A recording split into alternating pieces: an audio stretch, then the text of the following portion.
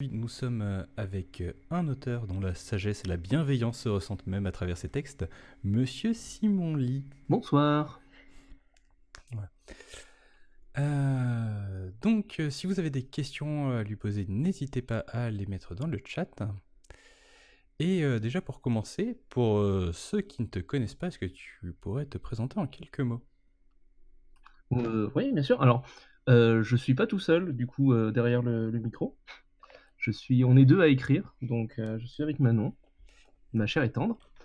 Et pour ceux qui ne nous connaissent pas, on est, auteur, de jeux de rôle indépendants, je dirais alternatifs dans le sens où on essaye de proposer des choses qui sont, un peu, en décalage par rapport aux jeux de rôle, on va dire mainstream. Voilà. Je sais Très pas si bien. ça résume bien. Bah, écoute, si, c'est ta façon de le résumer, donc je pense que c'est la bonne façon. Du coup, vous deux, on va parler un peu du parcours, comment vous en êtes arrivé là. Est-ce que vous vous rappelez le premier jeu de rôle auquel vous avez joué? C'est- Moi, c'est Donjons et Dragons. C'est du plus classique, classico-classique, hein. Moi, c'était Chin. Hmm. Est-ce que c'était une bonne partie? Ben, vas-y, j'attends. Alors, Chin, c'est un jeu que je t'ai fait découvrir. Oui. Voilà. Donc c'est moi qui maîtrisais. Donc, est-ce que c'était une bonne partie? Mince. La question Non, piège. Oh là là. Oui, c'est un peu ça. On va mettre de la Non, tension dans ce couple enfin, moi, dès le début. j'avais bien aimé. Alors, peut-être sûrement parce que c'était toi qui maîtrisais et que je pouvais faire fi des règles allègrement. C'était peut-être le point qui m'a le plus plu, le fait de ne pas avoir à lancer de dés, de choses comme ça. Mais non, globalement, enfin, Ouais, moi, toi, t'as bien aimé, ouais. c'était une bonne expérience. Et moi, bah, Donjons et Dragons, classico-classique, porte-monstre trésor, au lycée. Donc, est-ce que c'était une bonne expérience? Oui, sur le coup, oui. Mais bon, c'est une forme de jeu sur lequel je reviens plus trop aujourd'hui, quoi. Je vois. Du coup, un peu dans la même veine, est-ce qu'il y a un jeu qui a vraiment marqué votre parcours holistique, un auquel vous auriez joué un nombre d'heures complètement inavouable?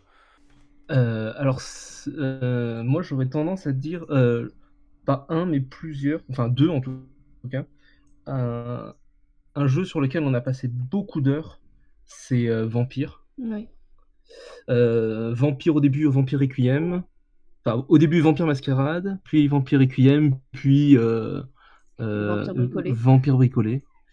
Donc ça, c'est un jeu sur lequel j'ai passé beaucoup de temps. Mais finalement, le jeu qui m'a perspective, je pense, sur le jeu de rôle, c'est Bliss Stage, les jeux de Ben Lehman. Ouais. Ouais, je suis d'accord aussi. Oh bah non, t'as pas le droit de dire pareil. Non, mais c'était vraiment une bonne expérience. Après, Vampire, oui, comme on était tous les deux maîtres noms, on a passé beaucoup d'heures dessus. Donc, Très bien. Du coup, est-ce que vous êtes plus joueur de campagne ou joueur de one-shot? Aujourd'hui, plutôt du one-shot, je dirais, non? Non, quoique. non, Plutôt du campagne. campagne, ouais, plutôt du Non, campagne, ouais, plutôt ok. de la campagne. C'est juste qu'on n'a pas le temps en ce moment, mais... C'est compréhensible. Dans la même veine, est-ce que vous êtes plutôt personnage prétiré ou création de personnage? Création de personnage. Oui, création de personnage. Ouais. C'est une réponse assez courante qu'on préfère jouer en campagne, mais on sait jamais. Vous préférez jouer ou maîtriser? Joker, les jeux sans meneur, on fait comment? Eh ben, dans ce cas, tu préfères jouer. Ok, ben, je préfère jouer du coup, perso. Et toi? J'aime bien les deux. J'aime bien j'aime bien aussi quand il y a un maître du jeu, la phase de création où on traficote un peu des choses, des personnages pour arriver à attirer quelque chose des PJ. Enfin, moi, j'aime bien les deux. Question suivante. Si vous ne pouviez avoir plus qu'un seul jeu de rôle dans une réalité qui n'a aucun sens, lequel ce serait? Alors, si on a pu jouer qu'un seul jeu, c'est ça? Si Non, vous ne si, pouviez drôle. jouer maintenant, à partir de maintenant, il n'y a plus qu'un seul jeu de rôle disponible et il n'y en aura jamais d'autre, lequel ce serait? Euh, euh, Tu Ah. veux répondre en premier ou... Ouah. Moi, c'est assez simple, c'est Influenza Ah ouais. de Thomas Munier. Voilà. C'est un jeu, je sais pas si, je sais pas s'il faut qu'on décrive un peu tout ce qu'on raconte parce que c'est vrai, il y a pas mal de name dropping et je me rends Fais pas comme compte bon à quel point vous tu le connaissez. sens. N'hésite pas, je suis sûr qu'il y a des gens qui ne connaissent pas, comme il y en a qui connaissent, mais dans tous les cas, ça ne fait pas de Ouais. mal. Donc, libre à Du coup, toi ouais, de. Influenza, c'est un jeu de Thomas Munier. C'est du post-apocalyptique forestier, on va dire ça comme ça. Et en fait, c'est l'univers et les jeux sont très très riches. Il a sorti tout un tas de jeux dans l'univers, dans son univers, donc 2000 veaux. Et en fait, c'est quelque chose qui est sans fin, quoi, puisque c'est un univers qui est un peu émergent. Donc, moi, j'aime beaucoup. Voilà. Donc, parce que en fait, c'est un peu la réponse Joker, parce que dans 1000 veaux, tu peux tellement tout faire. Les règles, avec Influenza en tout cas, les règles te permettent de faire tellement de choses que. Ouais. Voilà. Mais ça, c'est ma réponse. Du coup, Oui, t'as oui, pas le droit oui. de dire pareil. J'ai bien compris. Pour le coup, j'aurais plus tendance à dire un jeu traditionnel. Après, piocher au hasard dedans, peu importe quelque part. Parce que comme on ne suit jamais les règles, on les bidouillerait dans tous les cas. Et Donc un jeu avec un setting de fou, quoi. ouais, pour pouvoir bidouiller dessus. Ouais. Je crois que ce qui me manquerait le plus, c'est de ne pas pouvoir bidouiller sur un jeu de Thomas Munier. C'est une réponse qui me convient tout à fait. Est-ce que vous avez une suggestion pour un jeu de rôle qui serait adapté pour les débutants? Pour vous, donc, le meilleur jeu pour débuter dans le jeu de rôle? Meilleur jeu pour débuter dans le jeu de rôle. Ou en tout cas, un bon jeu, pas forcément le meilleur, parce que c'est un petit peu restrictif, je trouve. Ouais, moi j'aurais dit Lady Blackburn. Lady Blackbird. Ouais. De John Harper, j'aurais tendance à dire. J'aurais tendance à dire. Mais je sais plus, il faudrait que on revérifie. C'est un jeu très cool, dans une ambiance un peu steampunk, Oui. où tu joues un équipage. Voilà, tu joues un équipage qui s'est fait emprisonner, on va dire, par des poursuivants. Et il se trouve que dans l'équipage, il y a Lady Blackbird, une princesse, qui est promise à un mariage forcé, on va dire, et qui du coup qui a fait mandater des pirates pour l'enlever, Afin qu'elle échappe. afin qu'elle échappe voilà, à son mariage et qu'elle aille retrouver son amoureux pour de vrai. Et du coup, il y a du drama à fond dans tous les membres de l'équipage parce qu'il y en a un qui est amoureux de la princesse. Voilà, en fait, il y a des pré-tirés. Il y a des pré-tirés un peu super cool, quoi, avec des relations qui sont voilà, en fait, cool. ça crée du lien entre tous les protagonistes et du coup, il y a beaucoup de drama autour de ça. Et c'est super facile de jouer du coup. Parce que la prise en main. La prise en main est très simple. La gestion de personnages se fait par mots-clés. Donc forcément, à partir du moment où tu cases les mots-clés dans ton roleplay, ben, t'es dedans, quoi. Et c'est très très facile à prendre en main, je suis d'accord. Du coup, c'est un jeu qui est très très axé un jeu roleplay justement, plutôt que on va dire de l'action ou des choses comme ça qu'on pourrait avoir sur. Oui, il y a quand même de l'aventure. Alors voilà. C'est très roleplay dans le sens où c'est très comment dire, il y a un feeling un peu Indiana Jones, quoi. Tu vois, il y a un feeling où tu rentres dans l'action et tout, et puis du coup les personnages s'expriment dans l'action et le roleplay il passe par là, quoi. De toute façon, pour faire une action ou pour tenter quelque chose, il faut caler les mots-clés de ton personnage. Donc de toute façon, tu fais du roleplay, même si tu veux jouer, on va dire, by the book, tu vois. Donc ça, c'est super Effectivement, cool. ça a l'air super sympa. Et je n'ai pas eu le plaisir de jouer à ce jeu, donc je vais essayer de profiter de cette période pour le trouver et regarder un petit peu ça. Ah ouais. Est-ce qu'il est encore disponible? Ça, c'est autre chose. Ouais. Peut-être il est en vente encore en PDF sur divers sites. On verra bien. Donc n'hésitez pas, pour débuter, il fallait jouer à un jeu qui n'est plus disponible. Il fallait débuter avant. Désolé. Oui, c'est pas fou. Question suivante, et par contre cette fois-ci je veux vraiment la meilleure chose. Quelle est la meilleure chose à propos du jeu de rôle? Waouh. La meilleure chose, on n'a pas le droit à plusieurs Non. réponses. c'est ça Non, là, faut choisir. Donc ça veut dire qu'il y aura quelque chose qui sera moins bien. Forcément. Notez que vous n'êtes pas obligé d'avoir la même réponse, bien sûr. Oui, on se concerte, attends. Euh, La meilleure chose pour moi, la meilleure chose, c'est de d'avoir la satisfaction d'avoir ficelé une intrigue ou une histoire. Pas forcément une grosse intrigue très très velue, hein, mais juste avoir l'accomplissement d'avoir ficelé quelque chose, un bout de fiction dont tu es fier quoi, à la fin de la partie. À la fin de la partie, tu dis waouh, ça c'était cool que finalement on ait décidé que à ce moment-là de la partie, je te trahisse, ou enfin ce genre de truc, tu vois. Cette révélation-là fait que voilà, c'est Ta, ta, ta. l'idée, ouais, l'accomplissement d'un arc narratif, ça me plaît beaucoup dans le jeu de rôle. Ok. Alors moi, ce serait plus au niveau de l'échange en fait entre les joueurs.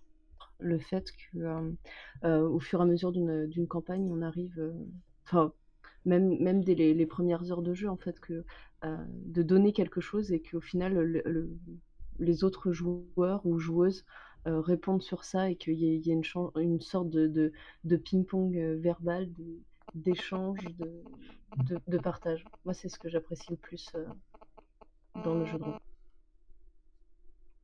Ben, ça me semble de très bonnes réponses. Et du coup, maintenant qu'on vous connaît un peu mieux, qu'on voit vos goûts, j'ai envie de dire, on va s'intéresser un peu plus au côté auteur.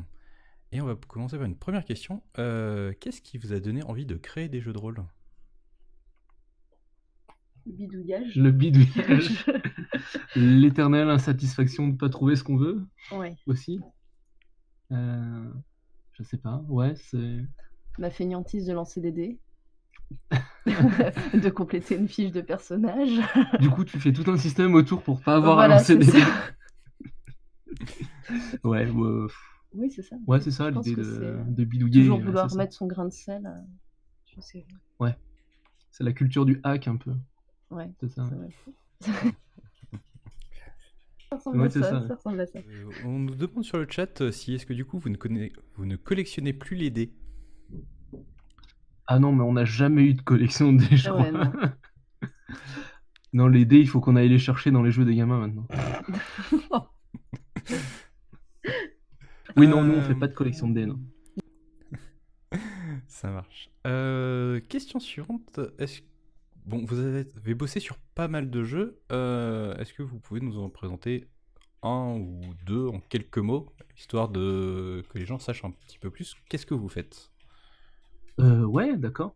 Alors, le dernier jeu qu'on a sorti, c'est un jeu qui s'appelle Les Larmes du Soleil. Alors, c'est un petit jeu, on va dire,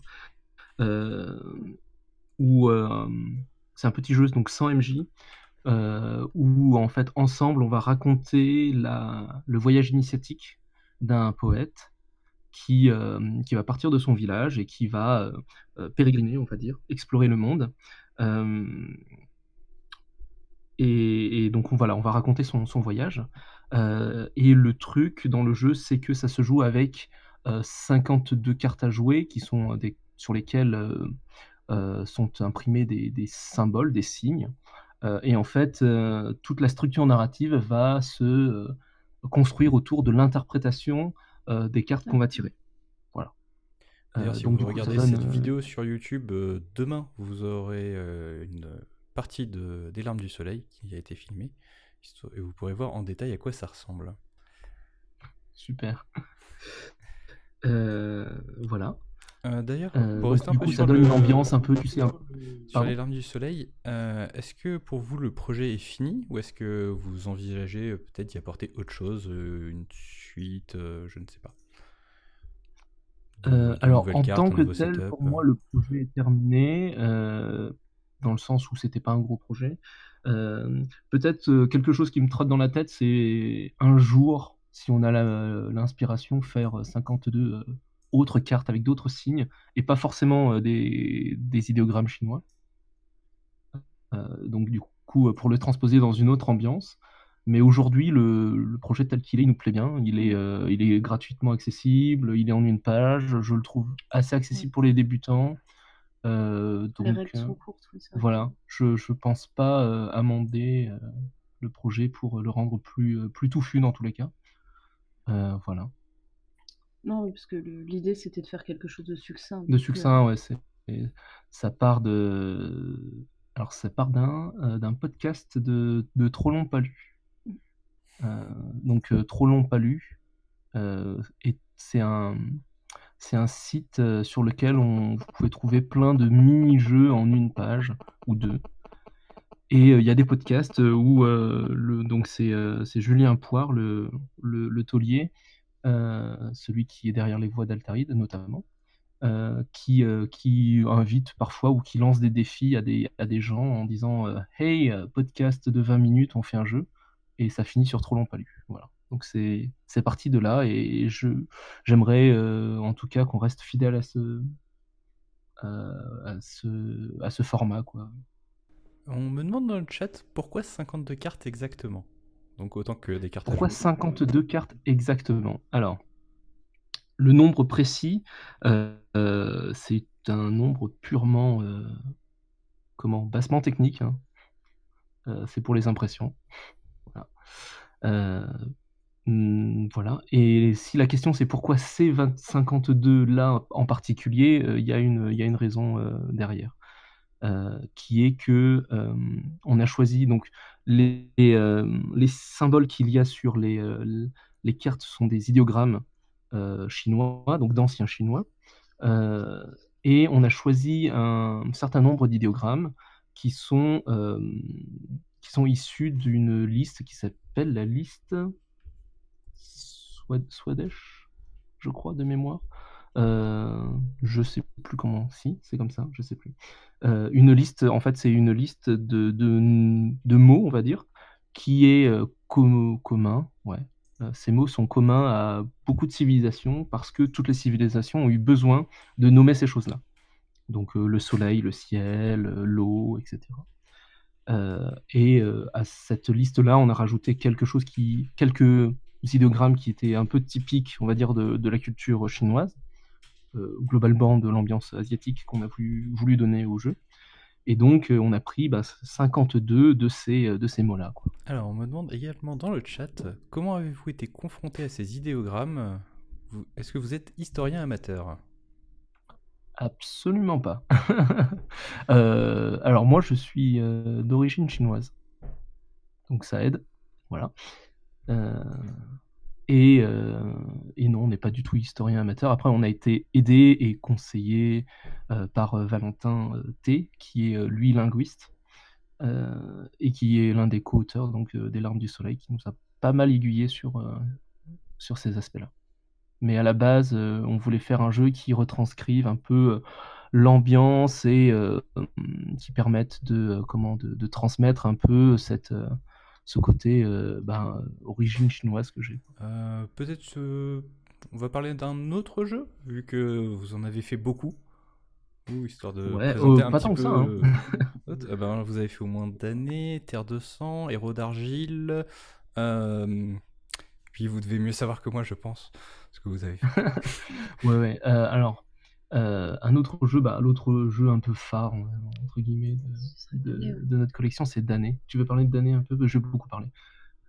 Non, tu veux pas? Bon, je vais parler de Damné alors. Damné, c'est notre réinterprétation de Vampire. Vampire la Mascarade, Vampire Requiem, et un peu du mythe du vampire en général. L'idée, c'est de jouer des damnés, des êtres éternels, qui vivent dans une sorte de petite communauté au fonctionnement un petit peu particulier, singulier, qui est que les damnés entre eux se font se lient par des pactes, en fait, des pactes de sang, et c'est des pactes qu'ils doivent respecter, qu'ils doivent honorer. Et donc, en tissant des liens comme ça, au début d'une partie d'année, on a une carte de relation qu'on va remplir. Et du coup, ça permet de faire comment, en fait, tous ensemble, on crée la carte des relations, les tensions qu'il y a entre les personnages, les pactes de sang, etc. Et ensuite, quand on joue, ça permet de faire des parties qui sont très orientées drama, en fait. Drama, tragédie et exacerbation des sentiments, exploration de la bête, ce genre de choses-là. Chose qu'on n'a pas spécialement retrouvée, ou en tout cas qu'on a dû bricoler dans les jeux Vampire. Après, on n'a pas joué à la V5. Non. Voilà. Moi non plus. Mais bon, Damned est sorti avant. Et voilà, c'était un peu notre manière de répondre à Vampire, quoi. Et à la manière de présenter un peu la manière dont on jouait à ce jeu, Ouais. qui est très loin des intrigues politiques et qui est très loin du côté un peu super-héros ou gothique et katana, quoi. Et du coup, vu qu'on parle de V5, est-ce qu'il y a peut-être une V2 de Damned qui est prévue ou en fait, même question, est-ce que le projet est fini et bouclé, est-ce qu'il vous convient en tant que tel, ou est-ce qu'il y a encore des choses que vous aimeriez y apporter? Alors, en règle générale, on est plutôt du genre à pas être satisfait de nos jeux. Du coup, on prend le parti de, une fois le jeu terminé, de ne plus y revenir, sauf si on a vraiment quelque chose de vraiment très important de plus à dire, quoi. Mais globalement, faut pas attendre une V2 de aucun de nos jeux.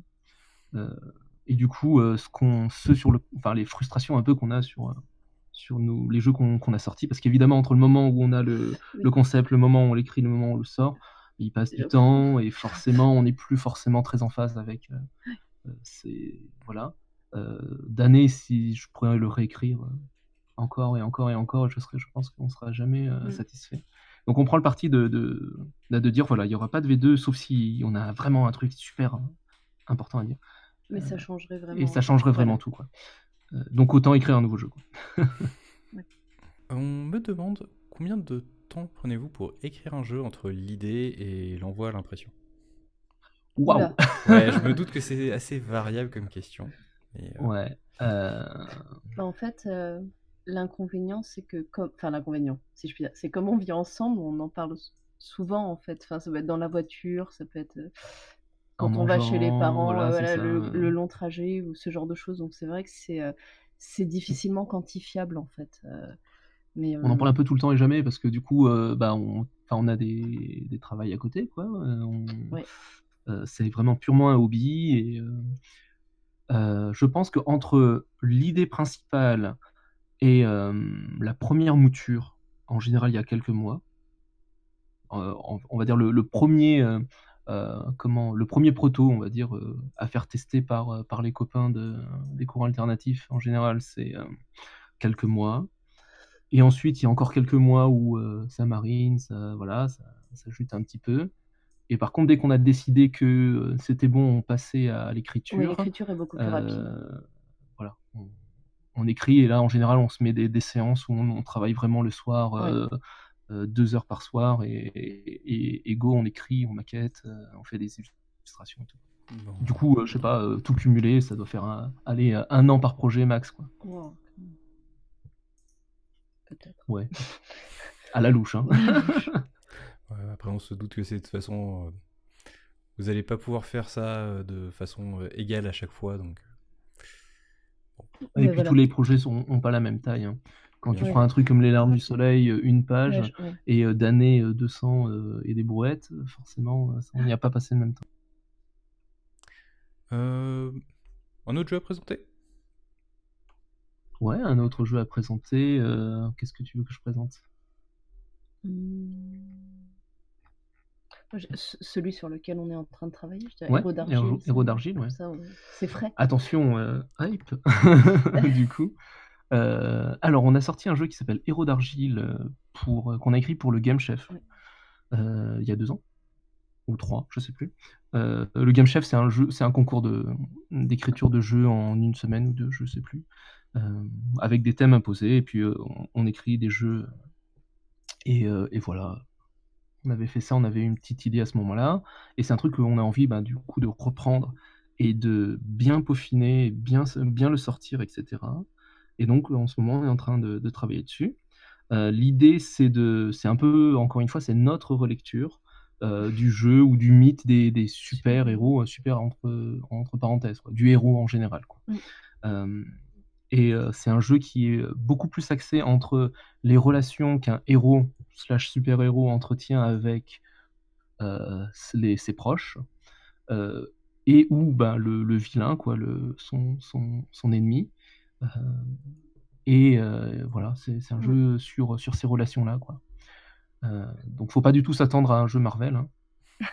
Non, c'est plus axé tranche de vie. C'est plus axé, voilà, à tranche de vie, et un petit peu, il y a une continuité ou une interaction entre les phases de mission où le héros va aller tabasser des méchants, quoi, et les moments un peu tranche de vie, et finalement il y a des petites connexions, ou en tout cas interconnexions entre les deux. Et encore une fois, on va aller explorer les personnages, on va faire du drama, on va faire des tranches de vie, quoi. Et j'ai bien compris que c'était un thème assez récurrent sur vos jeux.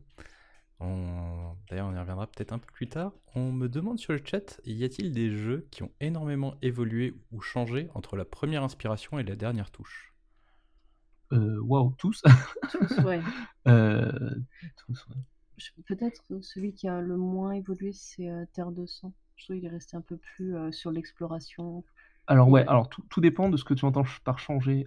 Terre de Sang, le high concept, vraiment le concept de base, il a pas trop changé. Ouais. Par contre, la manière dont on est passé par 15 000 systèmes, en plus c'était vraiment Oui, notre c'était premier le vrai premier. jeu, quoi. Donc on a testé plein de systèmes et tout. Mais ouais, Mais globalement, en soi, il n'a pas tellement évolué. D'ailleurs, je constate que c'est l'un de vos seuls projets qui a une suite, enfin, qui a une forme d'extension. oui, c'est ça. Oui, ou en tout cas, on a voulu explorer autre chose avec. Et c'était aussi pour faire un clin d'œil à un copain, quoi, aussi.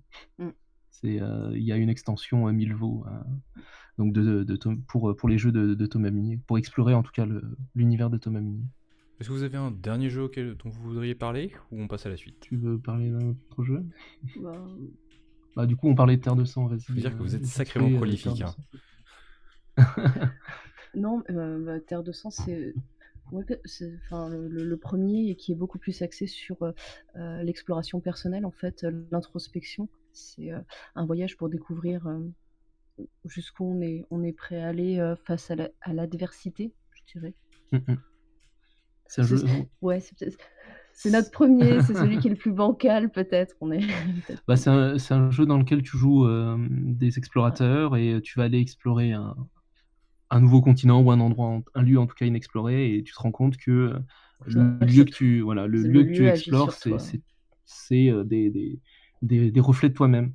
Un film qui, je trouve, illustre très bien le concept du jeu, c'est Annihilation, avec Nathalie Portman. Je sais pas, voilà. C'est pour les gens qui connaissent. Oui, je trouve que ça représente assez bien le délire, quoi. Vous êtes spécialisé quand même dans les jeux très narrativistes, tournés sur le roleplay, tournés sur l'introspection, le tout avec des gameplays alternatifs. Donc j'ai envie de te poser, quelles ont été vos inspirations, que ce soit au niveau du thème, des mécaniques, tout ça? Vas-y. C'est super dur comme question. Ouais, je sais, il y en a une autre dans le chat qui arrive qui est encore pire. D'accord.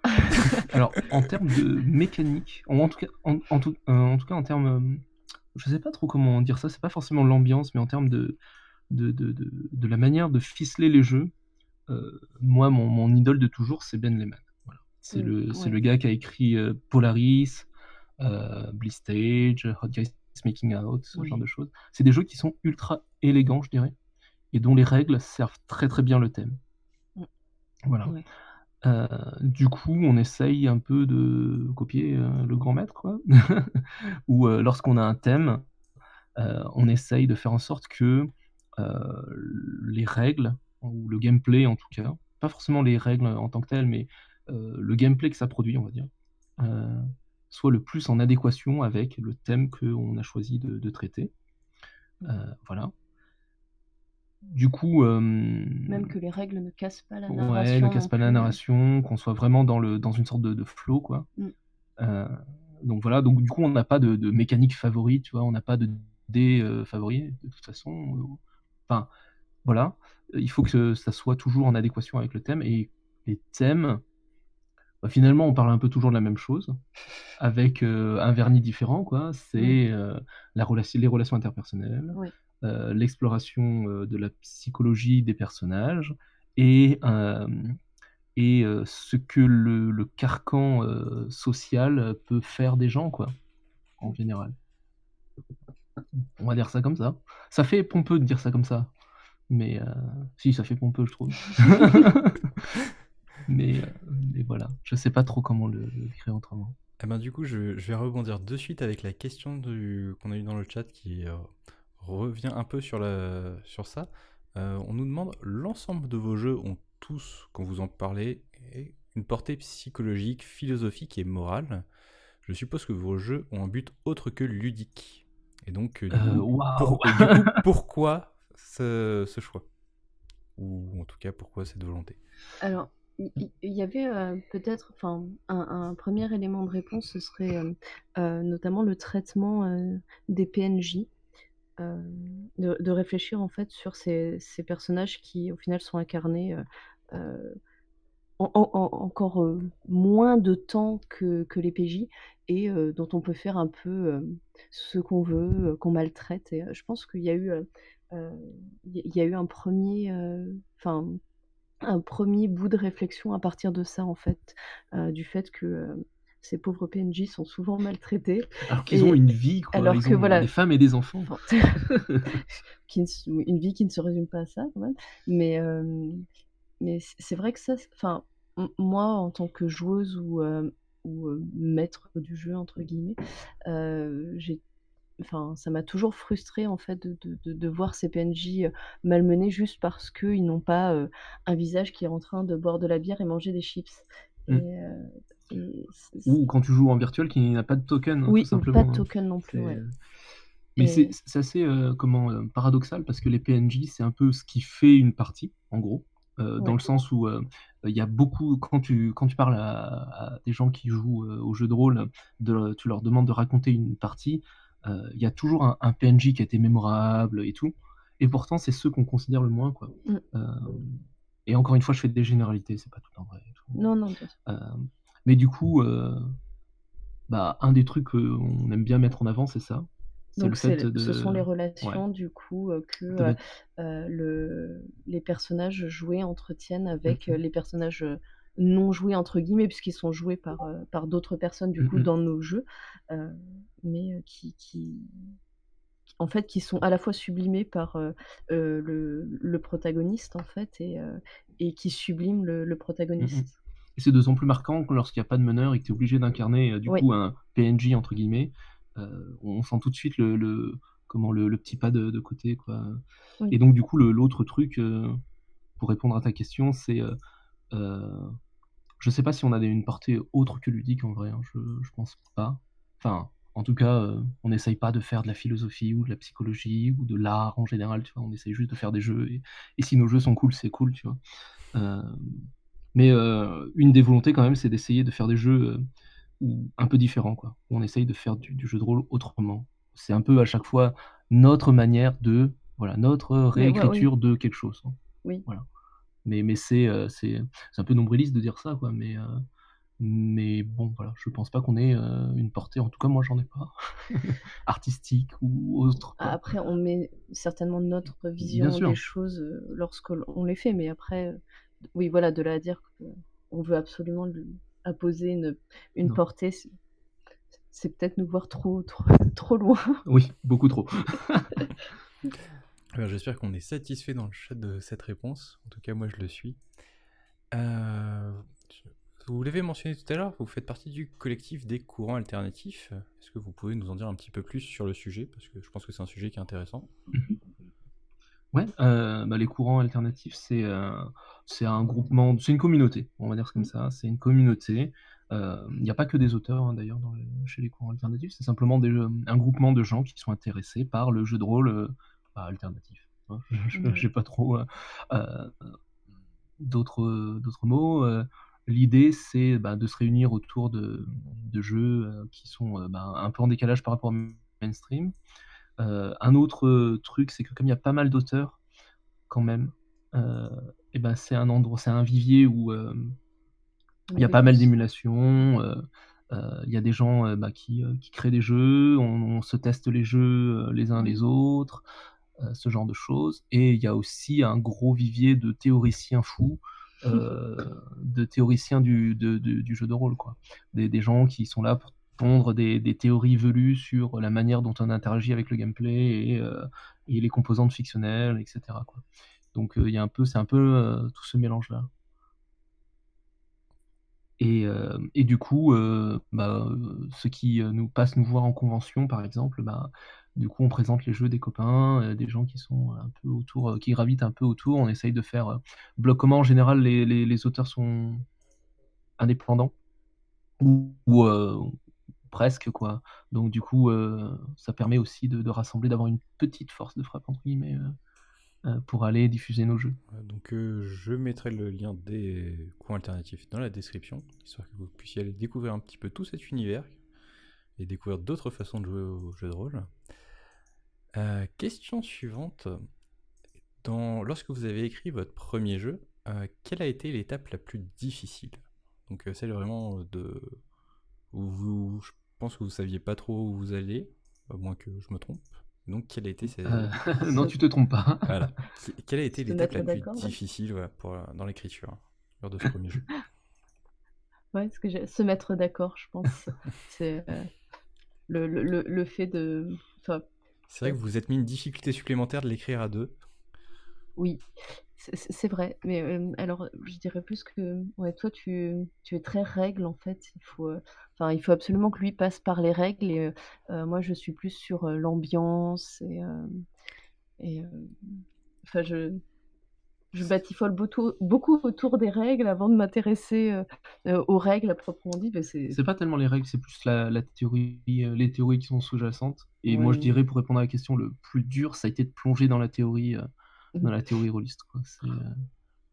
Mais oui, c'était dur. Enfin, au début, on a Ouais, eu, une fois qu'on avait le concept, on a passé par, oui. je sais Oh là plus là. combien de types de systèmes différents, Mmh. et à chaque fois que je lisais un article différent, j'étais là: «Ah, c'est trop bien, faut qu'on Ouais, essaye», et finalement, c'était pas si bien que ça. voilà. C'est Et bien ce que j'ai, voilà. se mettre d'accord sur, non, c'est pas si bien que ça. Et voilà, mais c'est peut-être aussi pour ça que le jeu est, je trouve, Ouais. un peu bancal, enfin le plus bancal de ce qu'on a fait. Du coup, un petit peu dans la même lignée, quel conseil vous pourriez donner à quelqu'un qui voudrait écrire son jeu de rôle? Moi, le conseil que je donne à tous les gens qui me posent la question, ou tous les créateurs en général, c'est échouer rapidement. Heu, C'est-à-dire que, selon moi, il y a pas besoin d'arriver avec, un background ou un setting de 200 pages et des règles ultra poussées, ultra pointues. Parce que, le premier truc qu'on finit par faire, c'est se dégoûter soi-même et se démotiver, quoi. Tellement la tâche est grande, tellement l'ampleur, en fait, du jeu est grand, je veux dire, que ça soit pour un jeu tradi ou pas, hein. Le premier truc à faire pour moi, selon moi, lorsque tu crées, c'est d'arriver avec un prototype, qui, va un peu droit au but, quoi. Et ensuite tu construis, et forcément le prototype il va crasher, hein, il va y avoir un écran bleu à un moment donné, lors de la partie, et c'est pas grave, en fait. C'est pas avoir peur de l'échec et tout de suite créer quelque chose, le tester. Ça aide évidemment quand on est bien entouré, qu'on a des copains et tout, Mmh. qui sont un peu au fait et qui testent volontiers. Il y a l'art de faire playtester, il y a l'art de playtester aussi, hein. Heu et se lancer, faire le truc, se rendre compte que, on était, à côté de la plaque, et que c'est pas grave, et qu'on va revoir notre copie et on va itérer, et cetera. Alors, voilà. Oui, y aller par petits pas, en fait. Et Pas se dire, finir le projet, non, c'est avant clair. de sinon, enfin, ça fait beaucoup Mmh, mmh d'investissement mh. pour, au final, une grosse déception si on s'est trompé sur un petit truc ou Moi, quand je suis en mmh. convention, il y a beaucoup de gens qui viennent beaucoup de gens qui viennent me voir, c'est relatif, hein, mais quand on vient me voir, pour me demander des conseils un peu, c'est souvent des gens qui viennent avec un background, gigantesques, ils ont fait leur univers et tout, et ce qui est super. Mais après, ils sont un peu bloqués du genre, «Ah, je sais pas trop, quel genre de règles je veux mettre», ou «Je sais pas trop ceci, je sais pas trop cela», ou «Quel format» et tout. Il y a des gens qui pensent au format de publication avant même d'avoir fini les règles, ce genre de choses. Mmh. Heu Et le truc que j'ai envie de dire, c'est juste joue et plante-toi et voilà quoi. Et une fois que tu te seras planté, tu verras pourquoi. euh, et ça, c'est cool quoi. Un truc qu'on fait beaucoup sur les cours alternatifs, beaucoup, qu'on faisait beaucoup, c'est de faire des pico games. C'est-à-dire, c'est plus petit que des micro games. C'est des tout petits jeux qui tiennent en un paragraphe et qui essayent de capturer l'essence de ce que tu veux faire avec un bout de mécanique qui capture vraiment c'est la brique de Lego vraiment quasi unitaire quoi, que tu vas tester et que tu vas voir si ça fonctionne. Ça a l'air très sympa comme concept. On me pose la question dans le chat. Du coup, s'affranchir des dés et des mécaniques mathématiques, est-ce que ça a été une difficulté supplémentaire dans l'écriture ou c'est venu naturellement? Pas du tout. Je crois que c'était complètement naturel. Ouais. Même au contraire, je crois que dans Damned, on s'est forcé à remettre des dés. Ouais. Voilà. Suite à des playtests. Alors, Ça a été un crève-cœur. On a dû racheter des dés. comme le sujet est un petit peu d'actualité, est-ce que vous appréciez le jeu en ligne? On a beaucoup fait de jeux en ligne il y a quelques années. Et maintenant beaucoup moins. Beaucoup moins. Je pense qu'on est en train de se retomber amoureux entre guillemets du jeu IRL quoi. Le jeu en ligne a plein d'avantages, ça c'est indéniable, tu joues n'importe quand avec n'importe qui, etc. T'es super immergé parce que du coup Il y a personne en face, t'as la musique d'ambiance, t'as pas la tête du gars en face qui joue un personnage qui ne lui ressemble pas physiquement, ce genre de choses. Ce qui peut dérouter certaines personnes. Oui, non, mais voilà. Ce que je veux dire, c'est que t'es vraiment immergé, t'es un peu dans ta bulle, quoi. Et ça, c'est super bien. Après, nous, on a été un peu dégoûtés. On en a fait beaucoup aussi. On a joué de manière très intensive aux jeux en ligne et on a été un peu dégoûtés par plusieurs trucs. Je sais pas si tu veux qu'on détaille par contre. Enfin, à part si t'as pas envie d'en parler. Mais... Ouais, vas-y. Il y a un aspect consumériste des parties en ligne. Où forcément tu arrives à l'heure dite et tu repars à l'heure dite, l'implication est forcément moindre, en tout cas, enfin forcément, j'exagère, mais est moindre, dans le sens où en plus t'as pas le gars en face, c'est quelqu'un que tu connais pas, etc. Il n'y a pas le côté, pour nous, on a été beaucoup touchés, on va dire, par ce genre de comportement qu'on a pu avoir. Tu proposes des parties, tu te donnes à fond, et les gens sont là pour mettre les pieds sous la table. Surtout quand tu bidouilles, du coup, parce qu'il y a un travail en amont qui est plus gros. Et comme on s'intéresse aussi beaucoup au PNJ, c'est vrai que l'écriture du background est assez conséquente. Donc forcément... Du background, pas forcément, mais des PNJ, je veux dire, de créer... Des trames, de les rendre vivants et tout. De les rendre consistants. Et c'est vrai que, bon... quelque part, avoir quelqu'un qui arrive, qui repart et qui... Et on sait pas, en fait, on sait même pas si ces gens-là, alors si ça se trouve, ces gens-là ont adoré et tout, ont kiffé tout, mais comme il y a pas spécialement de feedback, ben voilà, on était un peu en mode qu'est-ce que ça a donné. C'est bon, c'est le fait de pas voir en face ou de pas avoir d'interaction sociale en dehors de la partie, c'est quelque chose qui, je pense, nous a un peu dégoûté du jeu en ligne. Et le deuxième truc aussi, c'est le jeu en ligne, c'est absolument pas safe, entre guillemets, d'un point de vue sécurité émotionnelle. En tout cas, nous, tel qu'on l'a pratiqué, c'était absolument pas safe. On a beau avoir mis des outils de sécurité émotionnelle, comme on fait des jeux qui sont dans lesquels en fait tu t'impliques dans ton personnage, tu es en convergence à fond. Il peut y avoir des phénomènes où tu ressens les émotions de ton personnage en plein fouet et que du bleed, et tu prends en plein fouet les réactions des autres, et comme il n'y a que le vocal ou pas d'interaction sociale autour, si tu battes dans ton coin, il n'y a personne pour venir te chercher, quoi. Et ça, on a eu quelques mauvaises expériences de ce côté-là aussi. Donc c'est ces deux points qui font que aujourd'hui on joue plus trop.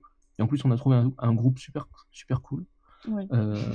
Donc du coup, on a plus envie de, voilà, de voir ces gens-là et de se faire une bouffe et de faire Ouais. autre chose que du jeu de rôle et de faire du jeu de rôle aussi, tu vois, de revenir un peu aux bases, un peu de la manière dont on pratiquait le jeu Bah, au final, avant le tout cette part. partage, Ouais, c'est ça. le partage en amont Et en aval aussi, ouais, quoi. voilà. Voilà. Eh ben, c'était fort complet, merci beaucoup. Nouvelle question du chat. Avez-vous eu un plantage définitif? Une idée à laquelle vous accordiez du potentiel, mais qui n'a pas réussi à passer les essais et erreurs? Waouh, plein. Ouais. C'est quoi notre plus gros plantage? Parce que bon, des plantages, je pense que tout le monde en a plein, des idées absolument géniales et finalement ça marche pas. Mmh. Mais c'est quoi le truc on a le plus planté?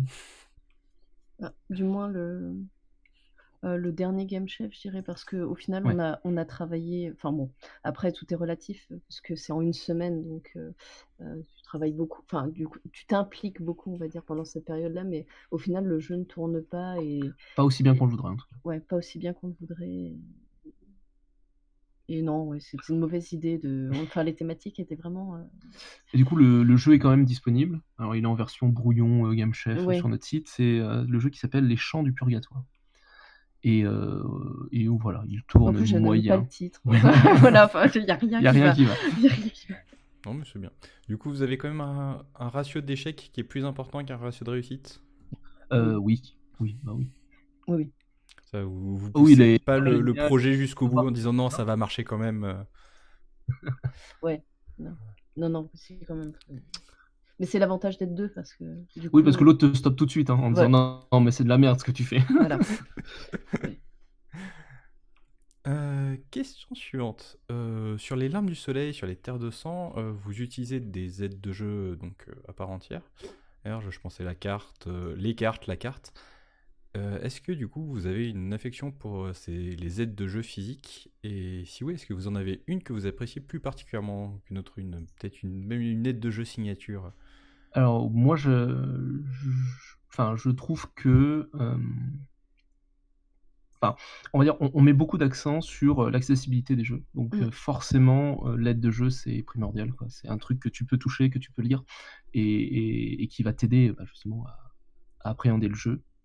Heu et en même temps, il faut que ça soit bien designé pour pas que ça soit trop touffu et tout. Donc Ouais. forcément, voilà.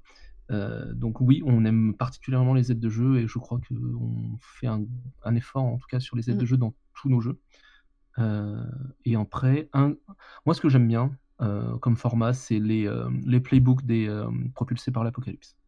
Mmh. Parce que tu as ton petit livret qui fait, 2 pages et tu as tout ce qu'il faut pour jouer dedans, quoi. Alors il y en a qui sont mieux designés que d'autres, voilà, mais le principe est super cool, quoi. Ah, c'est vrai, ça. Voilà, Petite ça c'est question bonus, est-ce qu'il y a un jeu propulsé par l'Apocalypse que tu apprécies plus qu'un autre? Ou que vous appréciez plus qu'un autre? Non, toi non? Moi j'aime beaucoup Mmh. Undying, Ouais. voilà, qui est, la relecture de Vampire de Ça tourne en rond. ça tourne un peu en rond, de Propulsé par l'Apocalypse. Un autre que j'aime bien, c'est, ah mince, j'ai perdu le nom, super, Super génial pour un 6? truc que j'aime bien.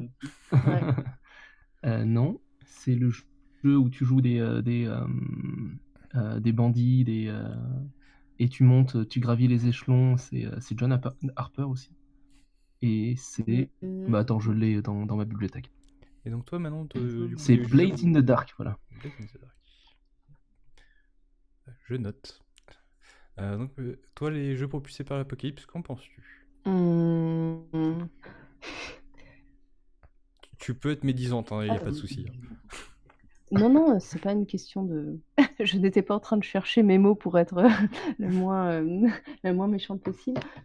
Je sais enfin, je sais pas, je me souviens d'une partie de The Watch, qui, bon, c'était un playtest, donc c'était pas forcément très concluant, mais, heu,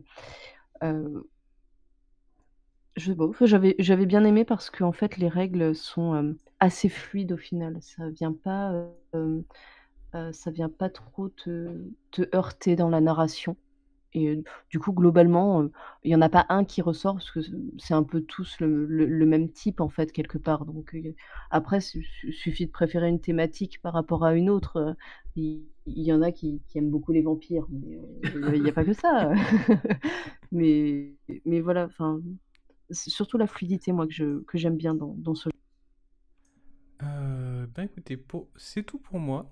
Je n'ai plus d'autres questions pour vous. Je vais laisser quelques minutes aux gens dans le chat s'ils en ont à vous poser. En tout cas, merci beaucoup d'avoir consacré cette petite heure pour cette interview. C'était fort plaisant. Avec C'était un plaisir. plaisir, ouais. Est-ce que donc c'est vrai que vous nous avez parlé du projet qui arrive, Héros d'Argile. Est-ce que du coup vous pouvez peut-être avoir où est-ce qu'on en est de son développement? Alors son développement, le jeu est fait. Enfin les Ouais. règles en tout cas sont faites. Le texte est quasiment fait. ouais. On est en train de maqueter un bout. On est plus en train de chercher Les des illustrations. illustrations. Ouais. On a un illustrateur pour le coup là. Ouais. Donc on est plus en train de travailler sur ces aspects-là. Et bon, il faut encore playtester, mais plus pour des détails quoi. En gros, le gros est fait quoi. Ouais. On va dire ça comme ça. Est-ce que vous avez peut-être un mot de la fin pour nos auditeurs? Non, t'as quelque chose à dire? Non, pas en particulier. Jouer à des jeux? Non, qu'est-ce que je pourrais dire d'intelligent? De venir faire un tour sur les courants. Venir faire un tour sur les courants ou sur le site qui s'appelle C'est pas du JDR, Ouais. qui propose des jeux de rôle un peu en marge aussi, de vous intéresser un peu à toute Pour cette vague venir de découvrir d'autres choses. ouais, toute cette vague de jeux un peu alternatifs, un peu en underground quoi. Voilà. Même si le jeu tradit c'est très bien aussi. Oui. Mais on a de nouvelles questions qui nous arrivent. Vous aimez les PNJ? Quel est celui qui vous a le plus marqué? Vas-y, t'as une réponse toi? Je réfléchis, attends. Vous pouvez bien sûr avoir une réponse différente. Alors, pour moi, ce serait un PNJ qu'on a mis en scène à Vampire, du coup. Parce que c'est un PNJ qui a évolué au fur et à mesure de la partie, en fait. Au départ, c'était, on avait joué plutôt, disons plutôt by the book au départ, donc c'était, un peu l'antagoniste, phare, il est vilain, il est trop méchant et au final après la réécriture, il a été beaucoup plus, pondéré heu, avec des choix moraux et avec d'autres, enfin, disons, on l'a étoffé quoi et du coup, il était touchant à la fin. C'est ce que je dirais pour moi. Du coup, ouais, Vidal. Et toi? Ça c'est une bonne question aussi. Tu n'as pas le droit à la même réponse. Ouais, Niaque. je sais. C'est ça qui est dur en fait. Non, mais tu m'as fait le coup tout à l'heure. Alors c'est plus un archétype de PNJ que j'aime bien. C'est le miroir des héros dans les jeux d'aventure. Ça j'aime bien. C'est-à-dire que des PNJ qui, dans des circonstances analogues, seraient les héros en fait. Mais un petit quelque chose a fait que il est devenu l'antagoniste. Et ça, j'adore ce genre de personnage. Une mauvaise journée près. À une mauvaise journée près. Un PNJ que j'aime bien, qui m'est resté, c'est donc dans la campagne de Qin. Bec rouge. Ouais, dans la campagne de Qin, donc c'est la campagne officielle, hein, c'est Tianxia, c'est la campagne officielle du jeu. Il y a un personnage qui s'appelle Bec Rouge, qui va devenir un peu le rival des héros, des PJ tout au long de la campagne. Et petit à petit, tu apprends à le connaître. Et en fait, tu le recroises un peu de manière récurrente. Alors, il s'est trouvé un maître, et ensuite il est monté en grade, et puis il est devenu général, ou je sais plus trop quoi. Et, Qu'est-ce qu'il était pénible. C'était la Team Rocket, mais qui arrivait à faire ces choses. Et en fait, à la fin, tu te rends compte, à la fin, il y a des scènes où tu discutes finalement avec ce personnage-là, et tu fais pas que le taper, quoi. et tu te rends compte que finalement, il a les mêmes idéaux que les Mm. PJ, il a juste pris une trajectoire différente qui fait que les PJ et ce personnage-là se sont affrontés, quoi. Mais il est tout aussi humain. Et ça, Oui, c'est un truc que j'ai beaucoup aimé. ouais. Et qui est Il particulièrement était bien bien aussi. écrit dans la campagne de Tiacia. Oui, il était bien. Ouais. Vu qu'on est un peu sur le sujet aussi, est-ce qu'il y a un méchant de BD ou de comics que vous affectionnez particulièrement? Encore une fois, un antagoniste. Vas-y. Attends, je réfléchis. Vu qu'on a eu une petite citation un peu précédemment. Ah, c'était dur. Ouais, je sais. Mais c'est aussi pour ça que je vous ai pas envoyé les questions avant, histoire que vraiment on ait des Ah non, bonnes il faut pas, réponses bien ça difficiles. gâcherait le truc. La réponse sur le moment. Non, en fait, je sais pas, Vas-y. pour le côté gros antagoniste, enfin, j'ai pas de grosse figure qui revient me heurter le visage, j'ai envie de dire, ou les souvenirs.